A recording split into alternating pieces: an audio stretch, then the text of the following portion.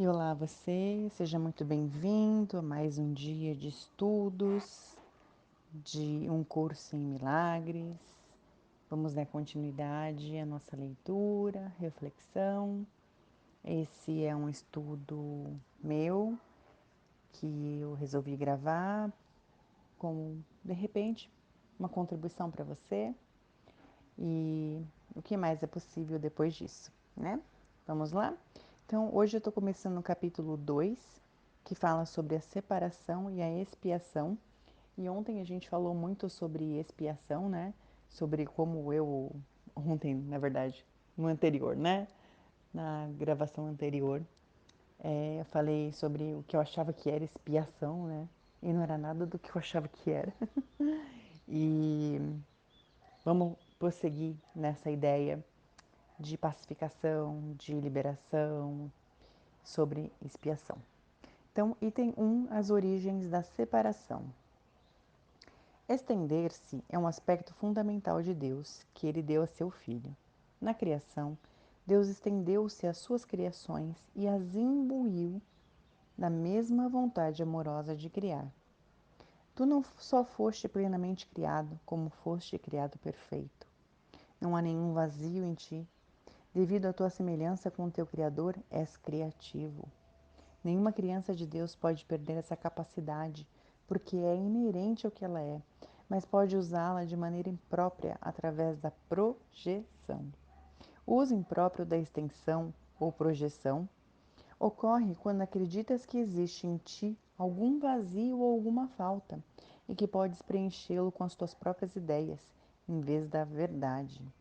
Esse processo envolve os seguintes passos. Primeiro, acreditas que o que Deus criou pode ser mudado pela tua própria mente. Segundo, acreditas que o que é perfeito pode ser tornado imperfeito ou falho. Terceiro, acreditas que podes distorcer as criações de Deus, inclusive a ti mesmo. E quarto, acreditas que pode criar a ti mesmo e que a direção da tua própria criação depende de ti. Essas distorções interligadas representam um retrato do que de fato ocorreu na separação, ou seja, o desvio para o medo. Nada disso existia antes da separação, nem de fato existe agora. Tudo que Deus criou é como Ele. A extensão, como foi empreendida por Deus, é similar à radiância interior que as crianças do Pai herdam dele. Sua fonte real é interna. Isso é tão verdadeiro em relação ao Filho quanto em relação ao Pai. Nesse sentido, a criação inclui tanto a criação do Filho por Deus, quanto as criações do Filho, quando a sua mente está curada.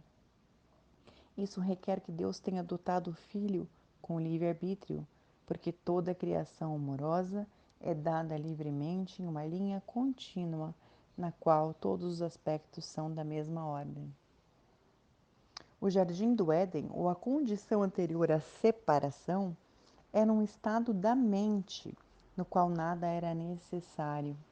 Quando Adão deu ouvidos às mentiras da serpente, tudo o que ouviu não era verdade. Não tens que continuar a acreditar no que não é verdadeiro, a não ser que escolhas fazê-lo. Tudo aquilo pode literalmente desaparecer num abrir e fechar de olhos, porque é apenas uma percepção equivocada. Então, quais são, né, as percepções equivocadas que a gente tornou tão reais, que separou a gente, que começou a criar medo, que começou a criar destruição, que começou a criar mentira, que começou a descriar a criação da nossa vida? E por que será que isso é só uma percepção equivocada? Faz sentido isso? E o texto continua. O que é visto em sonhos parece ser muito real.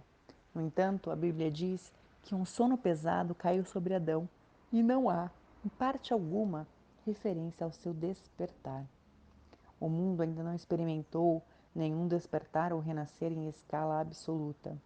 Tal renascimento é impossível enquanto continuares a projetar ou criar equivocadamente. Eu gosto dessa palavra equivocadamente, ela sai do erro e vai para uma área em que a gente está equivocado na nossa percepção, na nossa consciência. E o que a gente está criando equivocadamente, que parece que a gente está criando, mas não está, porque a gente está equivocado nas percepções que a gente tem das distorções ao nosso redor, que a gente acha que é realidade, que é o que a gente chama de realidade. E voltando ao texto, ele continua. Contudo, a capacidade de estender, assim como Deus estendeu a ti o seu espírito, permanece ainda dentro de ti. Na realidade, essa é a tua única escolha, porque o teu livre-arbítrio te foi dado para a tua alegria em criar o que é perfeito. Todo medo, em última instância, é passível de ser reduzido à básica percepção equivocada de que tens a capacidade de usurpar o poder de Deus. Obviamente não podes, nem tens sido capaz de fazer isso.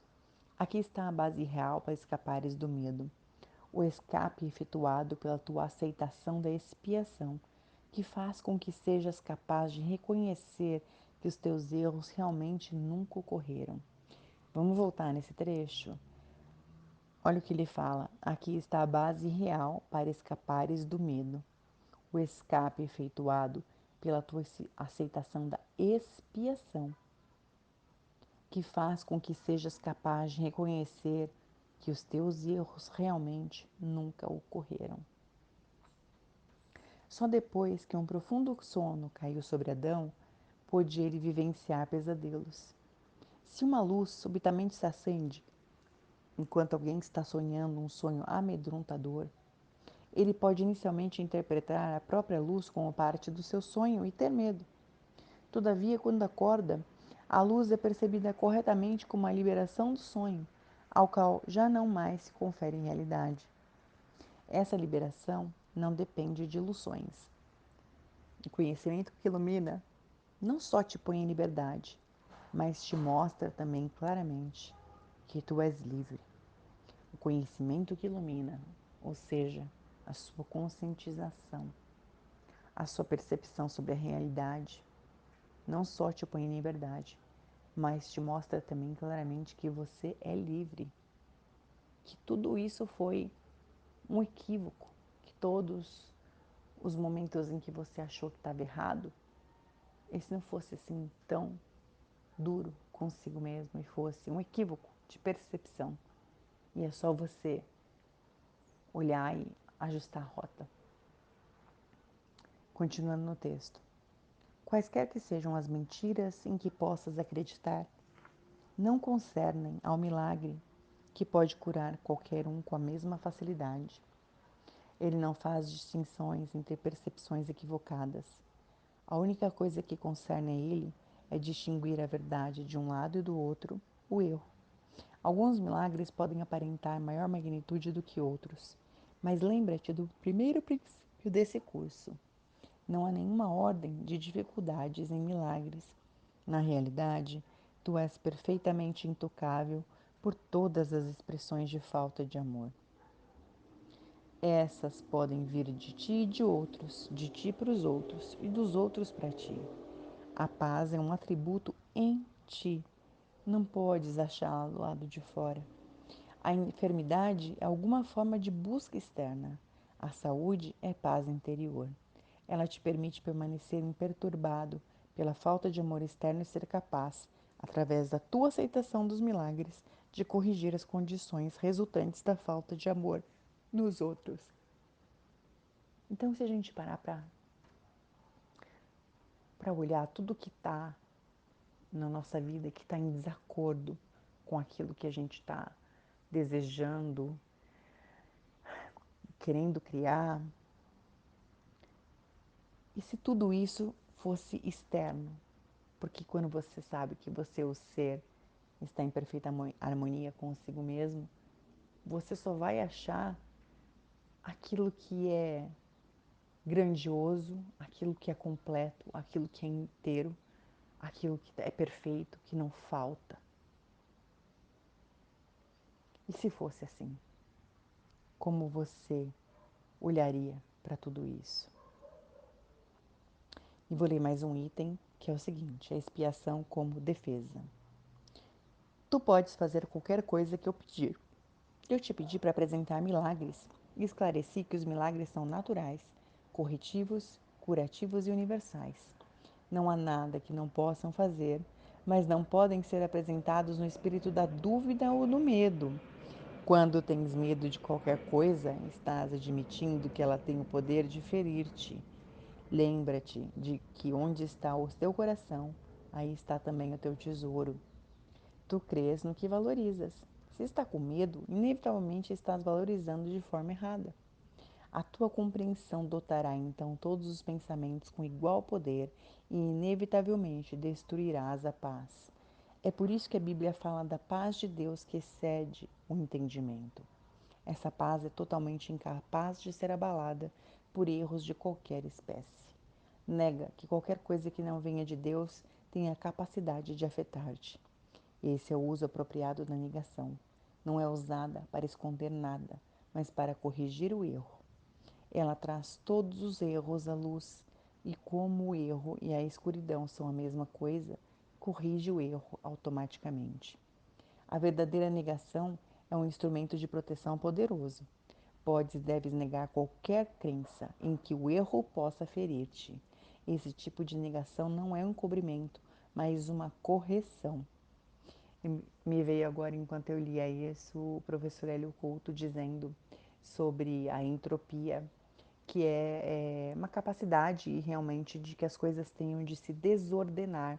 É um estado natural, uma lei da física, em que as coisas tendem a se desorganizar, né? E que você precisa colocar uma energia ali para que se organize de novo. Por exemplo, imagina a sua casa, né? No dia a dia tem uma tendência, por causa do próprio uso natural da casa, que ela vire uma grande bagunça. Você dormiu na cama, que precisa ser rearrumada, você usou a louça, que precisa ser lavada, você cozinhou no fogão, que precisa ser limpo, você utilizou o banheiro, que precisa ser limpo, o lixo retirado. Então, existe uma ordem natural de as coisas se desorganizarem e você precisa pôr energia na casa para que ela seja um ambiente saudável, né? Para você conviver nisso realmente. O nome de colocar energia para voltar a um estado saudável é a negentropia. E isso me fez lembrar, enquanto eu li essa passagem, que o professor Leopoldo fala, toda vez que um pensamento que tem essas características de medo, de erro, de peso, de pesar, de dor, de mágoa, sofrimento vier, a gente tem que olhar para ele e dizer que está cancelado, cancelado, cancelado. E essa é uma força em que a gente já coloca essa negação, né? Que aqui o livro chama de instrumento de proteção poderoso, né? E que você nega qualquer crença em que o erro possa te afetar. Isso não é um cobrimento, mas uma correção. Opa, isso aqui não pertence, está cancelado, cancelado, cancelado, né? E aí o texto continua. A certeza da tua mente depende dele. A negação do erro é uma forte defesa da verdade, mas a negação da verdade resulta em criação equivocada, que são as projeções do ego.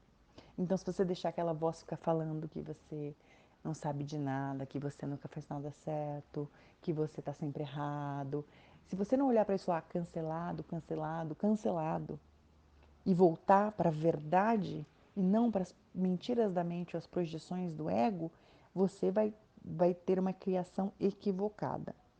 E o livro continua. A serviço da mente certa, a negação do erro liberta a mente e restabelece a liberdade da vontade. Quando a vontade é realmente livre, não pode criar equivocadamente, porque só reconhece a verdade. Tu podes defender a verdade assim como o erro. Os meios são mais fáceis de serem compreendidos depois que o valor da meta está firmemente estabelecido. A questão é saber para que isso serve. Todo mundo defende seu tesouro e fará isso automaticamente. As questões reais são: qual é o teu tesouro e quanto tu o valorizas?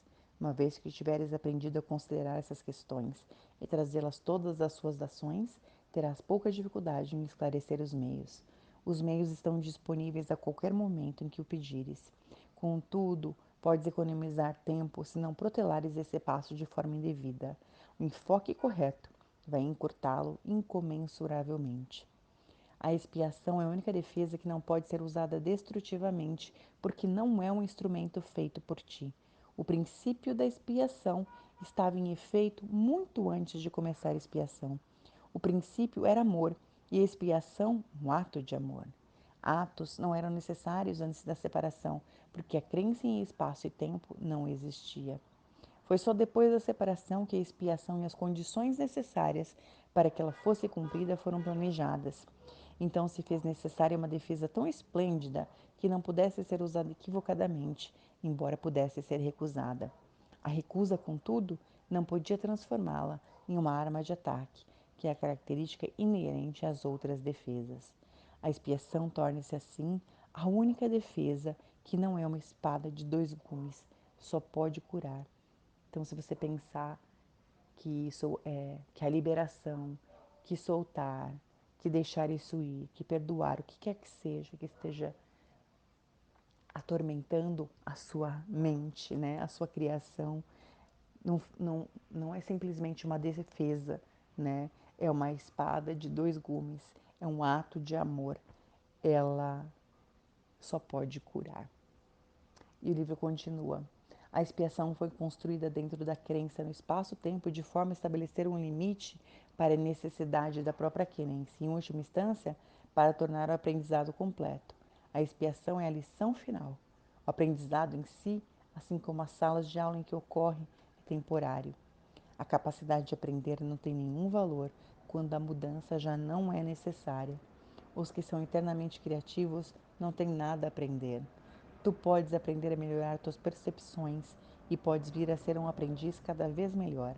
Isso te levará a um acordo cada vez maior com a filiação, mas a filiação em si mesma é uma criação perfeita e a perfeição não é uma questão de grau.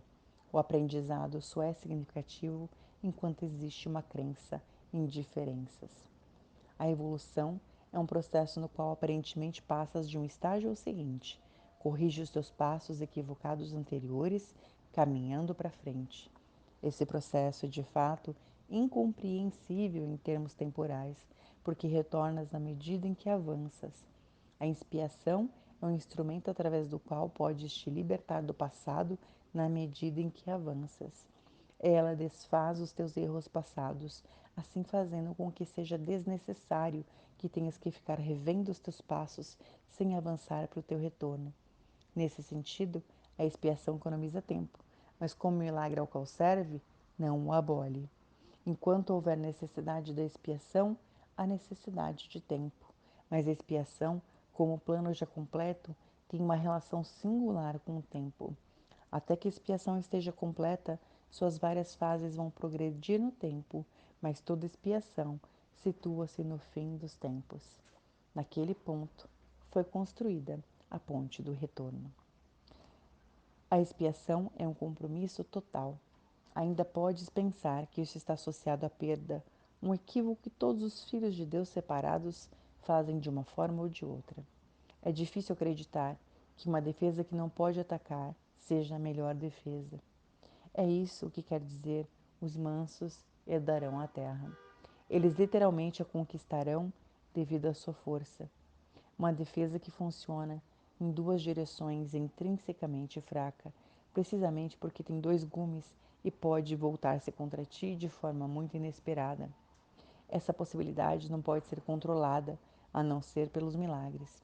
Milagre volta a defesa da expiação para a tua real proteção, e na medida em que vendes a ser cada vez mais seguro, assumes o teu talento natural de proteger os outros, conhecendo a ti mesmo, como a um irmão e um filho.